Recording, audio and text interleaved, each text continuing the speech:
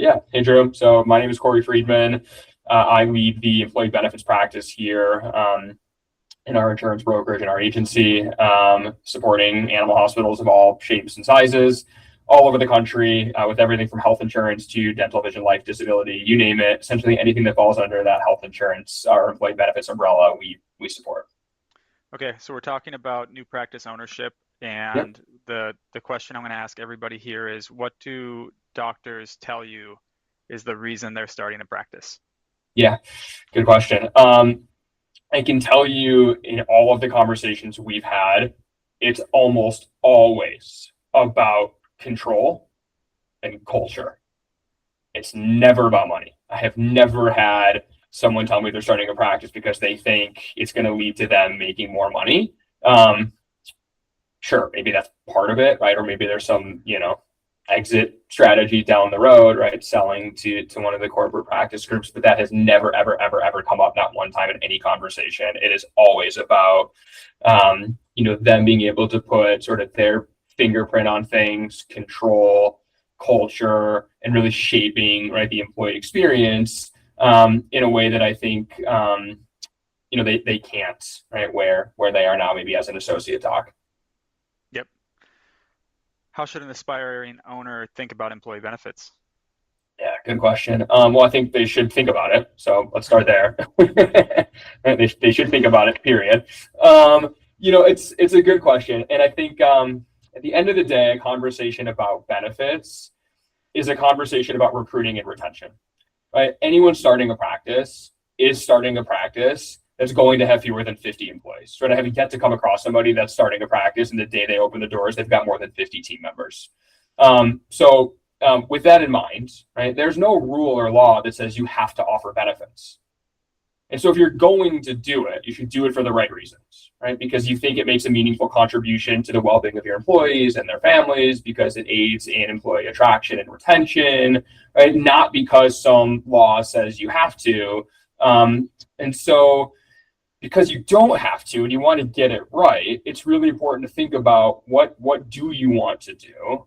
How do you want to position those benefits? And when is the right time to get started? And for some practices, that might not be day one, right? That might be 6 months down the road. That might be in year two, and that's okay. I think what's really important for practice owners to think about when they're starting out is who is that first cohort of employees? And what do they need, right? Do they even need benefits? You might find, right, if you ask your team that you're bringing on, right, initially, maybe 5 or so employees, that all of them have access to benefits somewhere else, right? Maybe they're all covered through a spouse, or they're young enough to be on their parents' plan. And so if they don't need it, it's going to be really hard to offer it, right? It's a little bit of a chicken and egg thing. And I hear this from practices all the time. Like, we need to have benefits because we want to go out there and we want to recruit. And I understand that. But you can't have benefits without the people, right? No insurance company is going to issue an insurance policy for health insurance, for example, on the hope that at some point in the future, there might be people that participate, right? So we need to know who the people are to get the benefits. And so I think first and foremost, it's about understanding who are the people and what do they need. If they don't need it, then there is no good reason to offer it right away. And then more importantly, think about, in that second year, by year two, what do you think you want to be offering, right? What's the sort of, longer term vision for your practice? Where do you envision your growth, right, taking place? What do you envision your, right, sort of workforce looking like, demographically speaking, right, culturally, what's important to you? Because we also sometimes see business owners early on make the mistake of, right, and it's well intentioned, right, but maybe doing more than they need to for that first cohort of employees. Right. The idea being, well, these people are believing in me, they're supporting me, right, when we're building this practice from the ground up. And so I want to offer them, health insurance. And because it's only 3 people, I'm going to pay 100% of the premiums. Well, what happens when you're 10 people, right, or 15 people? And what happens when those premiums increase in cost, right, year over year? Are you going to be able to still absorb 100% of that cost? And if the answer is no, then you shouldn't start there, because now you're going to be in a position where you got to take something away, right, from somebody down the road, or you're managing this sort of legacy class of employees versus, right, future new hires, and that creates some inequity, right, or disparity. And so it's really important just to think about, like, longer term, what do you want to do? From an actual benefits perspective, I think the core benefits offering is where most should start. And I would define that as, health insurance, dental, vision, and short-term disability, unless there's some state program, right, that accounts for that, as, like in California or, some places around the country. And I would definitely start there. That's awesome. Yep. I know you work with larger practices as well, and some corporate practices. And so what can an independent really learn from larger groups? Yep.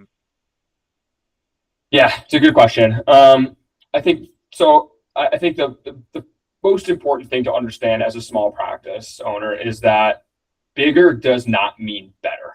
Right? We see this all the time. And so if you are starting out and you are building a practice from scratch, don't feel like you can't compete with a larger corporate practice group from a benefit standpoint. I'm here to say you can, right? And there are lots of things that you can do that maybe they can't, because while their size presents a lot of opportunities, their size also creates some limitations.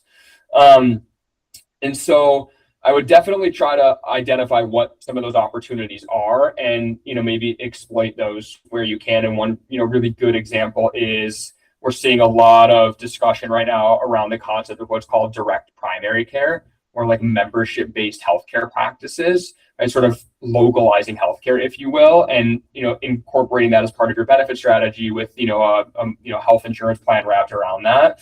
And I would say that's an opportunity where a small practice owner has an opportunity to do something different that a larger corporate with 200 practice locations would have a really hard time doing. They'd have to go ahead and establish those direct primary care relationships in every market where they have a practice. So there definitely are things that a small practice owner can do that are different and in some ways maybe better, right, or add more value than what a larger practice group can do. What I think a smaller practice can learn from the larger corporates, though, there's a couple of things. First and foremost, what the corporates do really well is they have a process, right? And it's repeatable, right? It's scalable, it's well documented, it's thought out, and so that process, right, includes everything from the timeline, right, and preparations for the renewal, right, a checklist of what are the things that we need to be doing in terms of distributing information to employees, compliance, so on and so forth. And I think oftentimes we see small practices just sort of winging it, right, like making it up on the fly.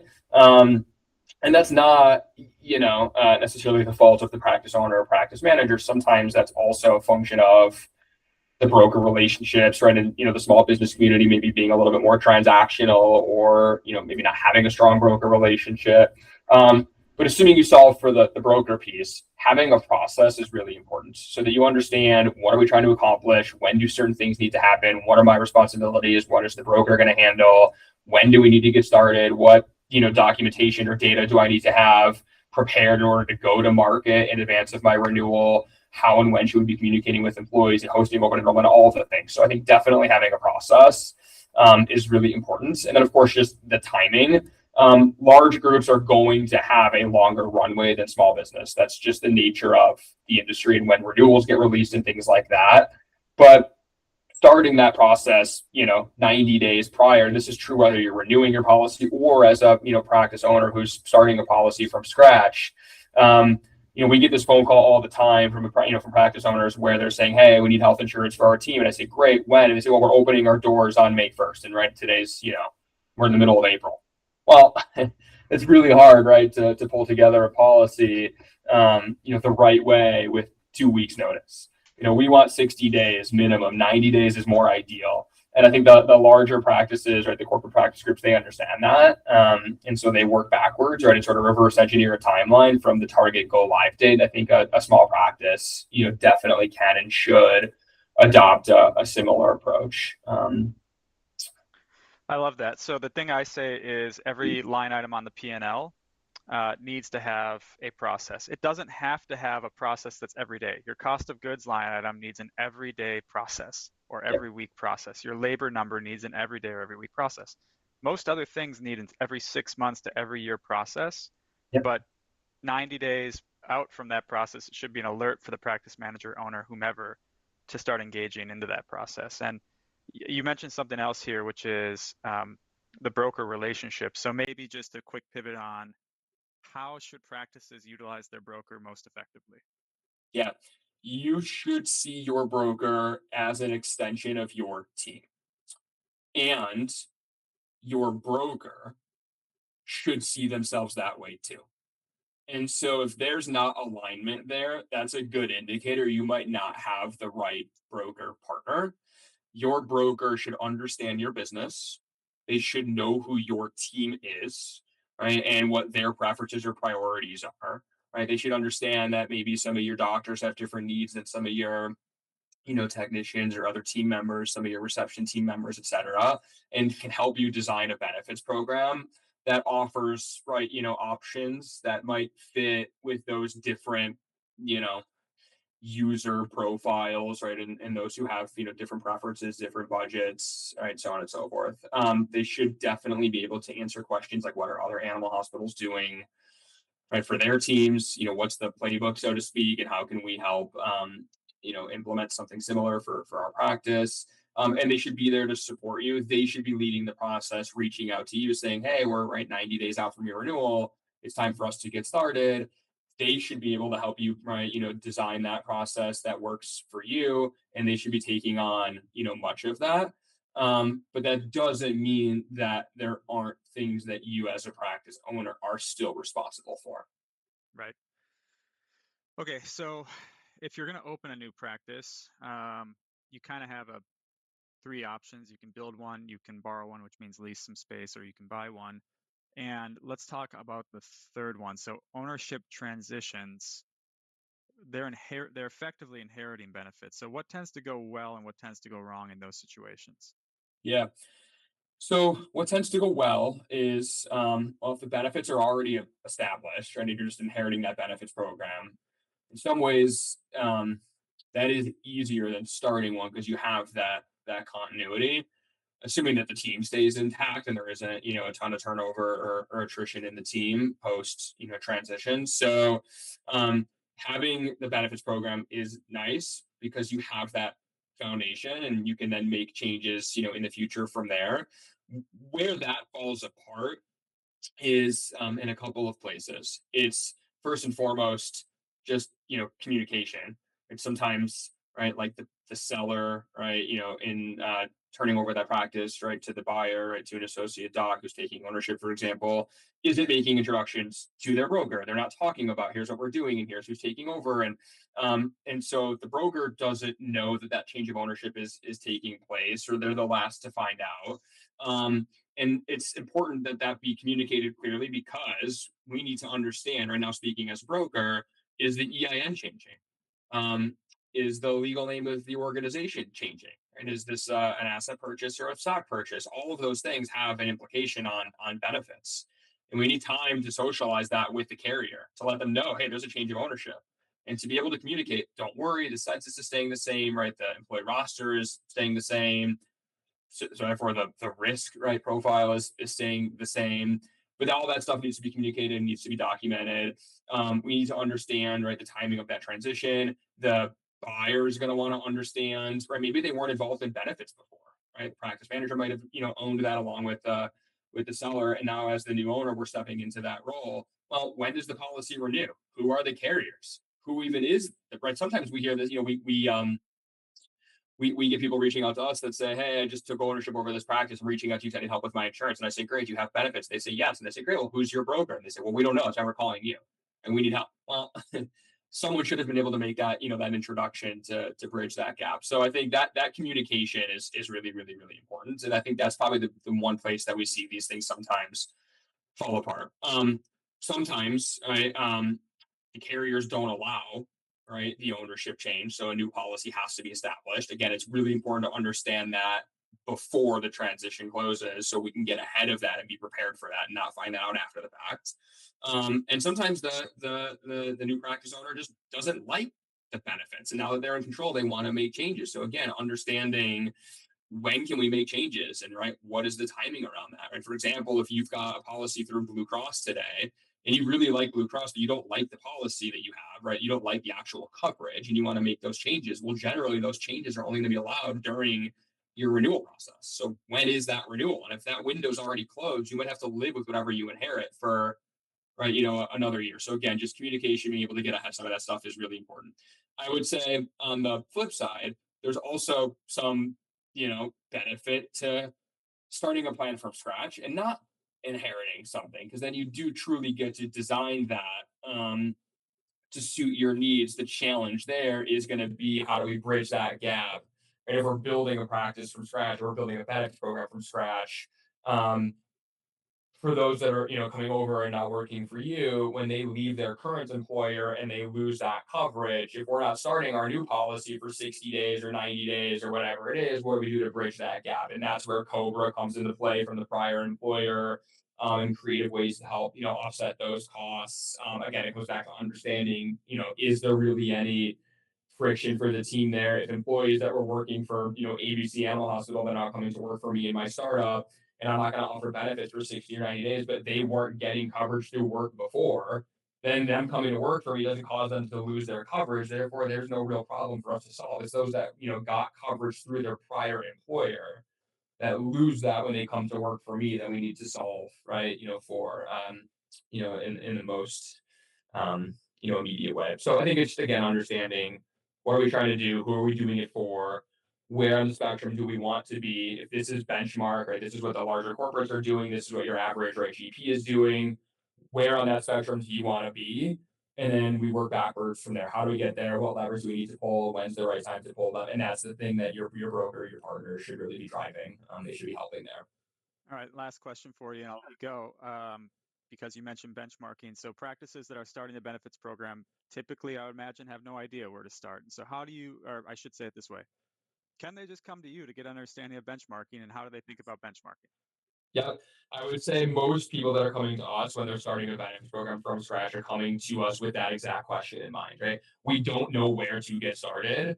We're not trying to reinvent the wheel. We imagine, right, with your expertise and having supported the number of animal hospitals you have, you know what works and you know what doesn't. Just tell us, right, what we should be doing. Tell us what that benchmark looks like. We want to be in line with our peer group. We don't need to be the most generous employer. We certainly don't want to be the least generous employer, right? Tell us what we should be doing. And then over time, we will iterate from there, right? We can help them put that plan in place that we know, right, has worked well for others as a place to start. And the one nice thing about benefits is that at a minimum every year, we get to reevaluate. Is this still working for us? Have your needs changed? Have you grown? Do you have a remote team member working in another state for whatever reason, or helping you with some accounting or marketing or whatever, that, the benefits we're offering today doesn't work for them, right, geographically? So what's changed? Where do we need to pivot? And we can always make those adjustments over time. But yes, like we're happy to engage with someone that's thinking about starting a practice and, wants to understand from a benefit standpoint, what should they at least be thinking about, in terms of that timeline, in terms of minimum enrollment, requirements and meeting participation, in terms of budget, right? Oftentimes, right, practices come to us and they say, we need to get quotes so that we know what it's going to cost us to offer insurance. And I say, no, you don't, right? Like, you can design your budget for insurance. We can work backwards from there, and we can find plans that, make sense, that fit your budget. If you tell me that you can only afford to contribute $300 a month, right, early on towards your employees' health insurance premiums,